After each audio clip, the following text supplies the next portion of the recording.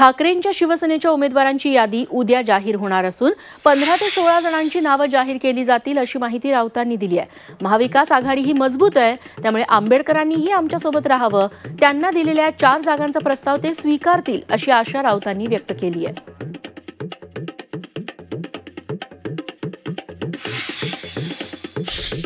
शिवसेना की लिस्ट कल हम प्रसिद्ध करेंगे।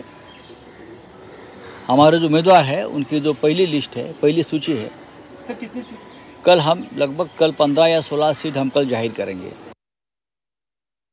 महाविकास आघाडीच्या मागे जनमत आणि लोकमत आहे।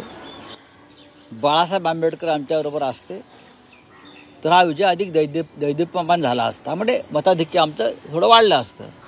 याचा अर्थ असा नाही की आम्ही परावलंबी आहोत, पण या महाराष्ट्रातल्या शोषित वंचित पीडित जनतेला आमच्याबरोबर घ्यावं, पण ही जनता आमच्याबरोबरच आहे आणि राहील। बाळासाहेब आंबेडकर सन्माननीय नेते आहेत, त्यांचं संघटन महत्त्वाचं आहे। आम्ही त्यांच्याशी वारंवार चर्चा केली आहे, आम्ही त्यांना वारंवार विनंती केलेली आहे। त्यांनी खरं म्हणजे हा प्रस्ताव मान्य करायला हवा होता, पण तरीही आम्ही आशा सोडलेली नाही।